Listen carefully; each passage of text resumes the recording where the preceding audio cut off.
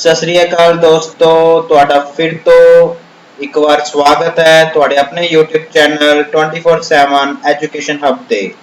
मैं अमन चुग अज फिर हाजिर हाँ तुहाडे नाल अगली वीडियो लैके। ते अज दा अपना टॉपिक रहेगा वर्क एंड एनर्जी। ठीक है जी।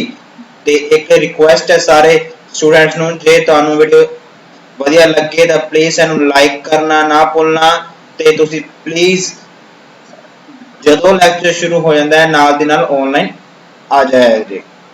चलो जी, अपना स्टार्ट हो रहा है चैप्टर वर्क एंड एनर्जी। तो पहली चीज आती है व्हाट इज वर्क। वर्क की होता है?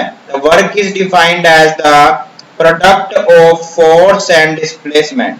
सीधी सीधी जो आप सिंपल अक्षर लिखिए, वर्क डन की होता है एफ इनटू डिस्टेंस या डिस्प्लेसमेंट। हमने तो एक चीज नाल लिखी हुई है, that is that displacement is in the direction of force applied। मतलब जिस पासे फोर्स लगावांगे उस वाले डायरेक्शन विच ही की होना चाहिए है अपना मूवमेंट ऑफ ऑब्जेक्ट। मतलब कि फॉर एग्जांपल मैं तुहानू अगर मैं आखा कि मेरे कोल मान लो कोई चीज हैगी आ रही, ठीक है जी, जे मैंने कोई चीज ते फोर्स लगाई है, उन फोर्स जिस पासे लगती है उससे पासे की आएगी, उनकी डिस्प्लेसमेंट आएगी। मतलब उससे पासे ही ऑब्जेक्ट मूव होएगा। तो इस लाइन का यो मतलब है कि जिस पासे फोर्स लगाते हैं उस पासे ही डिस्प्लेसमेंट आनी चाहिए है। ठीक है जी। बट एक्चुअली जो वर्क डन है की हुंदा अपने को हुंदा है work done W is equal to F into S, where F बोले तो फोर्स, S बोले तो डिस्प्लेसमेंट या डिस्टेंस, कुछ भी आप लिख सकते हैं। एक चीज और इंपोर्टेंट आ गई, तानू पता है हुन जेड़ा की वर्क डन है उनदे फिर SI यूनिट्स बन जाएंगे फोर्स दे न्यूटन मल्टीप्लाई बाय मीटर, तो बन गए न्यूटन मीटर। बट एनु एक साइंटिस्ट ने दिता सी जिंदा नाम सी जाउल। इस करके वर्क डन दे SI यूनिट्स की मन्ने जाते, दैट इज जाउल्स। ठीक है जी। It is written by capital J। Okay, next types of work done. हुणे एग्जाम से बहुत ज्यादा चीज इंपॉर्टेंट है कि अपने कोल different types of work done हुंदे है। नेगेटिव हुंदा है, जीरो हुंदा है अते पॉजिटिव हुंदा है। तो पहला आपां देखते हां कि वर्क डन पॉजिटिव कदों होएगा, जदों एंगल 90 डिग्री तो लेस देन होएगा, या आपां ये आख लईए कि जिस पासे फोर्स लगाई है उनके आसे पासे ही उनकी की होगी डिस्प्लेसमेंट होएगी। ठीक है जी। तो ये देखो एंगल लिखा होया है। एंगल का मतलब है कि एंगल ते की हुंदा है work done depends upon which factors. आज का पहला इंपॉर्टेंट बन गया एमसीक्यू बेस्ड क्वेश्चन कि वर्क डन किंदे ते डिपेंडेंट है, किंदे किंदे ते फोर्स ते, डिस्प्लेसमेंट ते angle between force and displacement. ठीक है जी। हुन जे ता एंगल लेस देन 90 डिग्री होएगा तो work done will be larger than 0, that is work done की होएगा पॉजिटिव होएगा। जे एंगल 90 डिग्री तो हो जावे तो वर्क डन कितना हो जाएगा, 0 हो जाएगा। तो जे एंगल 90 तो बड़ा हो जावे तो वर्क डन हो जाएगा less than 0, that is negative. तो तुहानू पेपर च आ सकता है कि मान लो आपा फोर्स लगाई ते अपनी डिस्प्लेसमेंट जेडी होई उन्हां च एंगल हैगा 45 डिग्री। हुन एंगल की है लेस देन 90 डिग्री, तो आपा कहांगे वर्क डन की आएगा पॉजिटिव। जे आपा एंगल 90 डिग्री लिख दिए तो वर्क डन 0 हो जाता है। जे एंगल 90 डिग्री तो बड़ा हो जाएगा तो वर्क डन नेगेटिव हो जाएगा। ठीक है जी। नेक्स्ट आप रखते हैं example of work done. A force of 7 newton is acting on an object, the displacement मान लो 8 मीटर दी आई in the direction of force. तुहानू एक चीज इंपॉर्टेंट याद रखनी है, जिस पासे फोर्स लगेगी, हुन इधर फोर्स लगी है तो डिस्प्लेसमेंट भी इधर नु 8 मीटर दी हुई है। तो वर्क डन निकालना है तो फर्स्ट ऑफ ऑल आपा की लिखना होता है जो चीज हैगी अपने को। तो इनका जेड़ा सॉल्यूशन पहली चीज की लिखांगे वही है force is equal to 7 newton हैगी है तो एस कितना है 8 मीटर। और as we know that work done की होता है force into displacement, F into S is equal to work done. So work done कितना हो गया, F की वैल्यू पुट की 7 न्यूटन, S की पुट की 8 मीटर, तो 8 गुणा 7 हो गया 56 एनएम, एनएम बोले तो न्यूटन मीटर, या अपन लिख सकते हैं कैपिटल जे बोले तो joule. So work done is 56 joules. Easy है जी, एग्जाम में जो न्यूमेरिकल आ जाते हैं। नेक्स्ट कंसेप्ट आता है एनर्जी की हुंदी है। नेक्स्ट कंसेप्ट आता है एनर्जी की हुंदी। Energy is the ability to do work. किसी भी काम नू करन दी क्षमता वो अपनी की एनर्जी हुंदी। किसी आदमी की जो एनर्जी हाई है तो की होएगा, he can do a large amount of work. अगर किसी को एनर्जी नहीं है तो उनके को कुछ भी नहीं हुंदा। तो मतलब किन्नी किसी दी क्षमता है कि वो किसी काम नू चंगी तरह निभा सके, उन्होंने आप कहने एनर्जी। और एनर्जी हैगी है इंदिस की है एंदे भी जेडे एसआई यूनिट्स ने ओकी ने जाउल्स ही ने, because energy is a type of work done. नहीं हो गया कितना काम करना है, मतलब कौन सी कितनी एनर्जी रिक्वायर है, मतलब एनर्जी दे भी की होंगे ऐसे यूनिट सेम होंगे जाउल्स। पेपर चाहेंदा which of the following has SI units as of work done। Work done दे ऐसे यूनिट अपन पता जाउल्स होंगे हैं। तो जेडी ऑप्शन दित्तियां जाणगियां उन्हां विचों एक ऑप्शन होएगी एनर्जी, जिंदे अगेन की होंगे ऐसे unit same, that is capital J joule.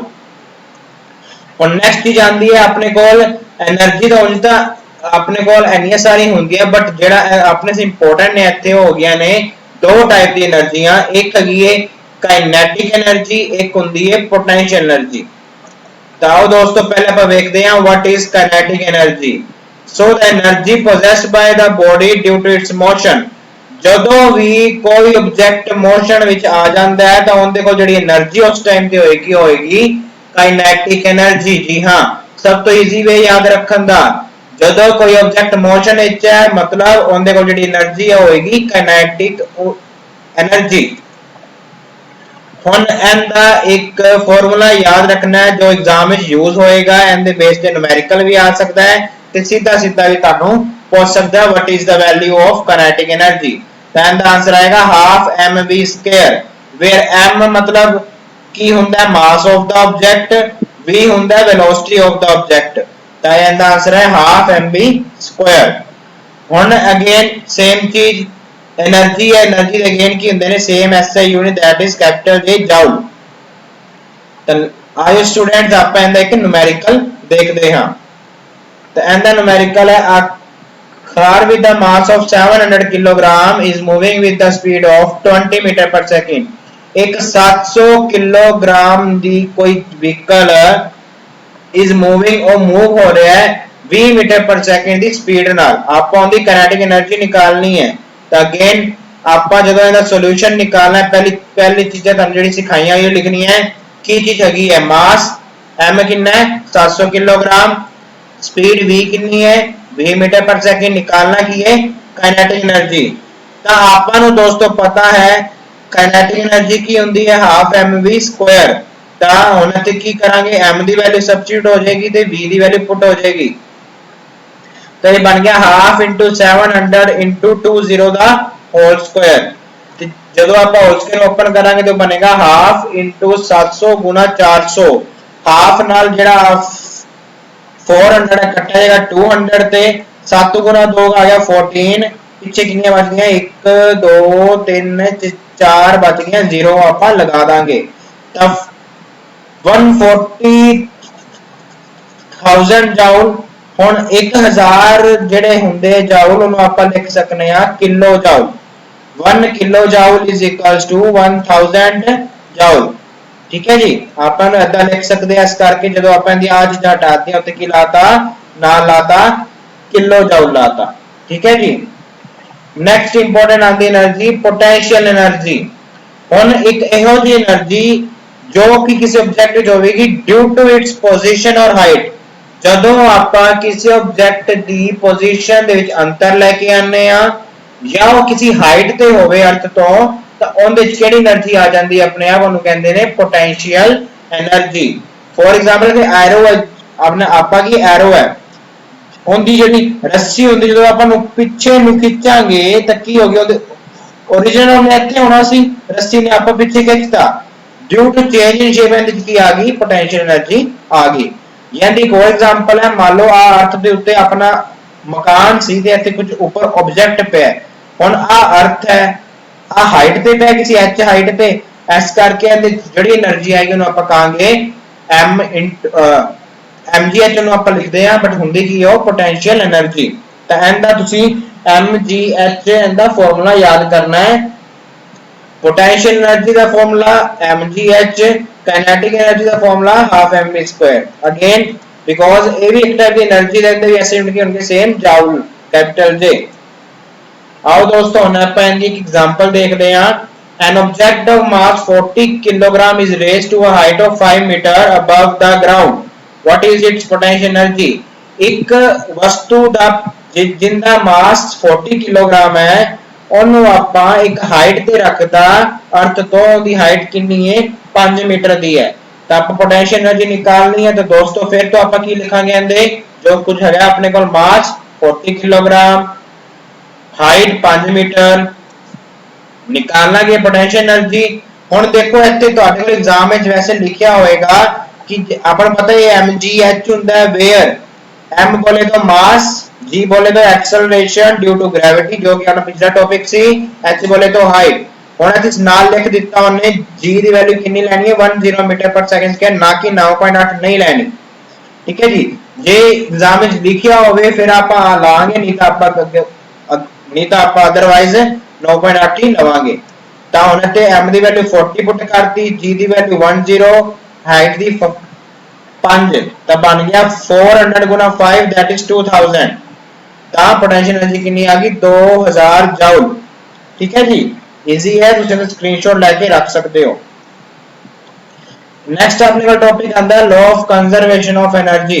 It states that total energy of a system remain conserved और कांस्टेंट, मतलब ओवरऑल एनर्जी हमेशा सेम रहती है। एनर्जी एक जगह तो दूसरी जगह दे विच या एक तो किसी अगली एनर्जी विच शिफ्ट हो जाती है, ट्रांसफर हो जाती है, बट एनर्जी का ना तो कोई लॉस होता ना ही कितों आप एडअप हो सकती। इस करके एक और डेफिनेशन है, energy can neither be created nor be destroyed, ना तो एनर्जी लिया सकते ना ही आप निकाल सकते अपने आप की तो भी।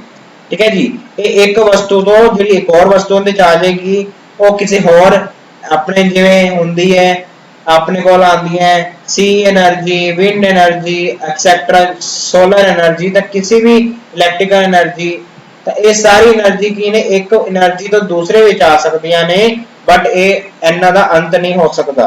ठीक है जी, आप भी एक एनर्जी नाल ही आए हैं। ठीक है जी, तो आप इहदे वास्ते याद कर सकते हैं, kinetic energy plus potential energy is always constant. हुण एक चीज होर है ते दोस्तों तुहाडे लई इंपॉर्टेंट है, kinetic energy plus potential energy is also known as mechanical energy.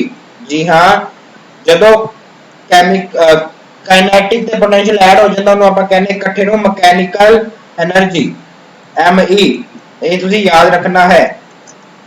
Next है ये दो एग्जांपल लेके आ रहे हैं मैं।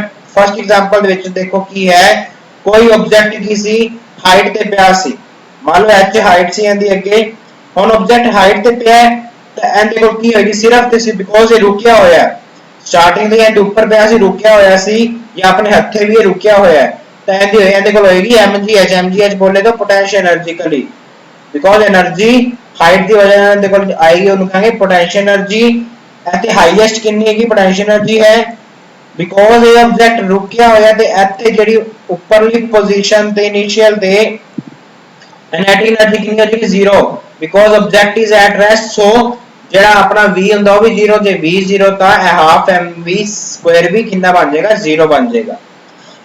फिर मान लो अद्धी ते आ गई, अगे नालों हाइट अद्धी रह गई, h/2 रह गई, इत्थे आ गई। हुण इत्थे की होएगा, इत्थे इहदे कोल काइनेटिक एनर्जी अगे नालों अद्धी ऐड हो जाएगी ते अद्धी अगे नालों mgh/2, अगे mgh हाइट सी ते h/2 अद्धी होगी।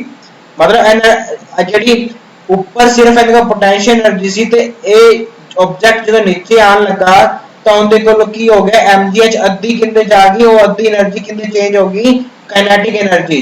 ਤੇ ਫਿਰ ਜਦੋਂ ਆਬਜੈਕਟ ਬਿਲਕੁਲ ਨੀਚੇ ਆ ਕੇ ਰੁਕ ਗਿਆ ਤਾਂ ਫਿਰ ਜਾਂ ਇੱਥੇ ਆ ਗਿਆ ਕਾਫੀ स्पीड के नाल आया बिकॉज ऑन हाइट 0 होगी तो पोटेंशियल एनर्जी कितनी हो जाएगी ਇੱਥੇ नीचे आके 0 हो जाएगी बट ਜਿਹੜੀ ਆਪਣੀ काइनेटिक एनर्जी है वो हो जाएगी हाफ mv² कंप्लीट हैवी मतलब ਇੱਥੋਂ ਆਪਾਂ ਨੂੰ ਕੀ ਪਤਾ ਲੱਗਿਆ ਸਟਾਰਟਿੰਗ ਵਿੱਚ ਇਹਦੇ ਕੋਲ ਸਿਰਫ पोटेंशियल एनर्जी ਸੀ आधे रस्ते ਇਹਦੇ ਕੋਲ ਇਕੱਠੀਆਂ ਹੋ ਗਈਆਂ that is known as mechanical energy फिर जब बिल्कुल नीचे आ गया तो ਇਹਦੇ ਕੋਲ पोटेंशियल एनर्जी 0 हो गई और सारी एनर्जी ਕਿੰਦੇ ਚੇਂਜ ਹੋ ਗਈ काइनेटिक एनर्जी ਦੇ ਵਿੱਚ ਇੱਥੋਂ ਆਪਾਂ ਨੂੰ ਪਤਾ ਲੱਗਦਾ ਹੈ એનર્ਜੀ ਇੱਕ ਜਗ੍ਹਾ ਤੋਂ ਦੂਸਰੇ ਦੇ ਵਿੱਚ ਆ ਜਾਂਦੀ ਹੈ ਬਟ ਉਹਦਾ ਕੋਈ ਵੀ ਨੁਕਸਾਨ ਨਹੀਂ ਹੁੰਦਾ ਇੱਥੋਂ ਆਪਾਂ ਨੂੰ ਇੱਥੋਂ ਇਸ ਐਗਜ਼ਾਮਪਲ ਤੋਂ ਆਪਾਂ ਲਿਖ ਸਕਦੇ ਹਾਂ law of conservation of energy is obeyed second example ਕੀ ਹੈ ਆਪਾਂ ਆਪਣੇ ਕੋਲ ਜਿਹੜੀ ਆ ਇੱਕ ਰੱਸੀ ਦੇ ਨਾਲ ਜਦੋਂ ਕੋਈ ਇੱਕ ਨੀਚੇ ਕੋਈ ਚੀਜ਼ ਲਮਕਾ ਦਿੰਨੇ ਆ ਉਹਨੂੰ ਆਪਾਂ ਕਹਿੰਦੇ ਆ ਪੈਂਡੂਲਮ ਉਹਨੂੰ ਆਪਾਂ ਕਹਿੰਦੇ ਆ ਇੰਗਲਿਸ਼ ਵਿੱਚ ਪੈਂਡੂਲਮ ਹੁੰਦਾ ਉਹ